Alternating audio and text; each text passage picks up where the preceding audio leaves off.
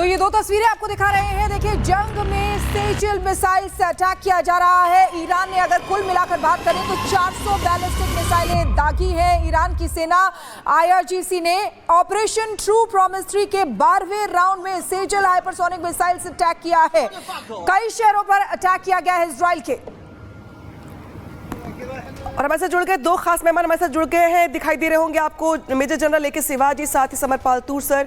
शुरुआत में AK शिवाजी आपसे कर रही हूँ, जिस तरीके से अब इस युद्ध में ईरान की ओर से सेजिल हाइपरसोनिक मिसाइलों का इस्तेमाल किया जा रहा है, ये मिसाइलें अपने आप में बहुत कारगर है तबाही मचाने के लिए, लेकिन ये अब युद्ध इस पड़ाव पर जा पहुंचा है जहां पर नए नए तकनीक वाली मिसाइलें इस्तेमाल की जा रही हैं ईरान की ओर से। और क्या अपडेट देंगे, जानकारी देंगे आप इस मिसाइल के बारे में? हाँ बिल्कुल, देखो ये सच्चाई है कि दोनों तरफ से हमले बहुत तेज हो गए हैं। इजराइल ने काफ़ी सटीक हमले पहले ईरान पे किए, और सबसे इम्पोर्टेंट चीज़ है इजराइल ने जो इसकी एयर स्पेस है ईरान की, उसको डोमिनेट कर रहा है, क्योंकि वहाँ पर जितना भी एयर डिफेंस सिस्टम था ईरान का उसको न्यूट्रलाइज कर दिया, और air space by and large Israel के कंट्रोल में।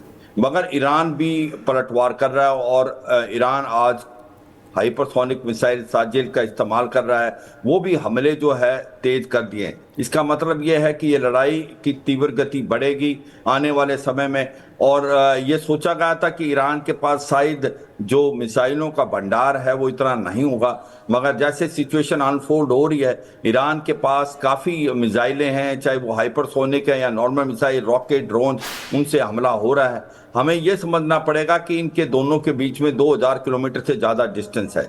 जो लड़ाई होगी इजराइल और ईरान के बीच में जो हो रही है वो एयर पार से ही होगी, और कहीं ना कहीं एयर पार में अगर आप तुलना करें तो जो इजराइल का जो पक्ष है वो थोड़ा भारी है। उसकी 3-4 रीजन है। एक तो जो इजराइल की जो एयरफोर्स है वो ज़्यादा पावरफुल है ईरान से। दूसरा जो एयर डिफेंस सिस्टम है इजराइल का वो मल्टी लेयर्ड है।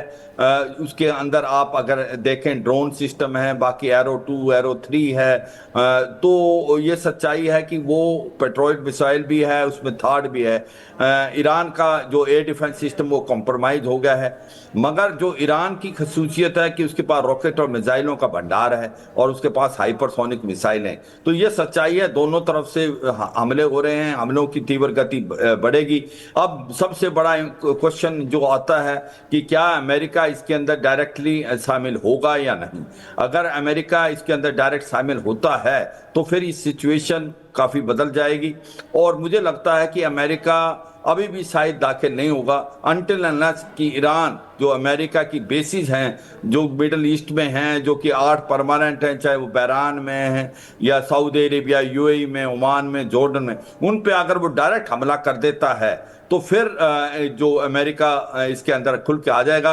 मगर अभी तक कोई इंडिकेशन नहीं दी हैं कि इमीडिएटली अमेरिका के साथ रोकना चाहूंगी, क्योंकि इसी बीच बड़ी खबर आ रही है, उसका रुख कर लेते हैं। इजराइल ईरान जंग पर के हवाले से बहुत बड़ी खबर है। ईरान पर डायरेक्ट अटैक की तैयारी में है अमेरिका।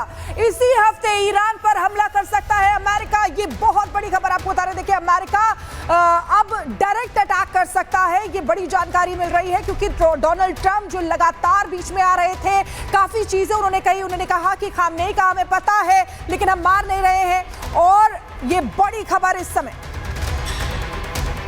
इसके बाद एक और बड़ी अपडेट है, वो आपको बता देता हूं। साइप्रस में 4 अमेरिकी ट्रांसपोर्ट एयरक्राफ्ट देखे गए हैं। C-17 और रिफ्यूलिंग एयरक्राफ्ट साइप्रस पहुंचे हैं। साइप्रस के पाफोस एयरबेस पर मौजूद है ये विमान। इजराइल की मदद के लिए ये विमान पहुंचे हैं। रिपोर्ट्स ये बता रही हैं अमेरिका पहले भी इस बात का ऐलान कर चुका है, और वही देखने को मिल भी रहा है। अभी इससे पहले जो खबर हमने आपको बताई कि रिपोर्ट से बता रही है कि इसी हफ्ते हमला कर सकता है। तस्वीर देख लीजिए, रिफ्यूलिंग विमान है, पाफोस एयरबेस पर ये मौजूद है, ये अमेरिका का ये विमान। और बड़ी खबर आ गई इस बीच, जहां पे यूरोप से अमेरिकी लड़ाकू विमान मिडिल ईस्ट पहुंच रहे हैं। इटली और स्कॉटलैंड से अमेरिकी लड़ाकू विमान सऊदी अरब पहुंचे हैं। दर्जनों F-16 लड़ाकू विमानों को अमेरिका ने यूरोप से सऊदी अरब भेजा है। मिलिट्री एयरक्राफ्ट और इसके साथ साथ युद्धपोत, साथ ही लड़ाकू विमानों को लगातार मिडिल ईस्ट पहुंचाया जा रहा है अमेरिका की ओर से। यानी कि कुल मिलाकर के ये मान लिया जाए कि अमेरिका के सीधे सीधे एंट्री इस युद्ध में हो चुकी है, जहां पे अमेरिका की ओर से चाहे युद्धपोत चाहे लड़ाकू विमान सब यहाँ पे तैनात किए जा रहे हैं मिडिल ईस्ट में। सर हमारे साथ जुड़े हुए हैं, उनके पास चलते हैं। सर, ये आपने भी ये बड़ी खबर सुनी होगी कि किस तरीके से अमेरिका जो है डायरेक्ट हमला कर सकता है, लेकिन ईरान जो लगातार सुपर स्पीड और सटीक निशाने वाली मिसाइलें दाग रहा है, उसने भी ये कह दिया है कि अमेरिका की जो एयरबेस है उनको हम निशाना बनाएंगे। तो इस स्थिति को आप कैसे देख रहे हैं? देखें, ये युद्ध फैलेगा और आने वाले समय में हमें कुछ हैरानी नहीं होनी चाहिए कि अमेरिका की कोई बहुत ही इंपॉर्टेंट युद्धपोत या फिर एयरक्राफ्ट कैरियर को इररिपेयरेबल डैमेज भी हो सकती है, क्योंकि जिस तरीके की मिसाइल सिस्टम्स ईरान ने बनाया है, बेशक वो अपने न्यूक्लियर प्रोग्राम पे ध्यान दे रहा था, पर उसने अपने इंटरकॉन्टिनेंटल बैलिस्टिक मिसाइल प्रोग्राम को पूरा फुल थ्रॉटल, फुल स्विंग उन्होंने इसे जारी रखा। और आज की तारीख में इनके पास लाखों की तादाद में अलग अलग लोकेशंस में मिसाइल्स हैं, जिसकी बेसिक रेंज 1200 किलोमीटर से लेके 2000 किलोमीटर की रेंज के अंदर है। तो देखें, आने वाला समय बहुत क्रिटिकल है। और पॉइंट नंबर 2, जब तक आप ट्रूप्स को ऑन ग्राउंड नहीं उतारेंगे तब तक इस लड़ाई का कोई निष्कर्ष नहीं निकलेगा, कोई परिणाम नहीं निकलेगा। और नंबर 3, लाखों की तादाद में हूती रिबेल्स जो है वो तैयारी कर रहे हैं ईरान में जाने की, और बल्कि उन्होंने तैयारी कर ली है और वो जा भी रहे हैं, ताकि वो कंधे से कंधा मिला के अपने शिया भाइयों के साथ इनका सामना करें। तो देखें, इतना आसान नहीं होने वाला है कि आज तक कोई भी जंग सिर्फ हवाई हमले के जरिए नहीं जीती गई है। आपको सेना भी उतारनी पड़ेगी अगर आपको फुल कंट्रोल चाहिए, क्योंकि आज की तारीख में इतना रेडिकलाइज हो गया है एक ईरानी लड़का जो 20 साल का है कि वो अपने आप को शहीद करने को तैयार है, पर इजराइल से हाथ मिलाने को तैयार नहीं है।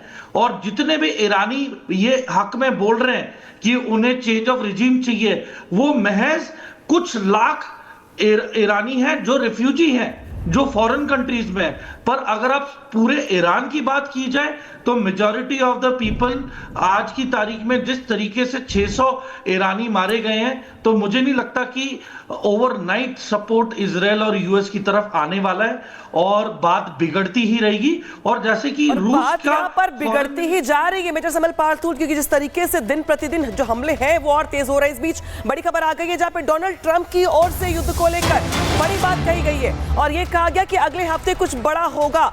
ईरान के परमाणु ठिकानों पर हमला करने के सवाल पे ट्रंप ने कहा कि अगले हफ्ते कुछ बड़ा होगा।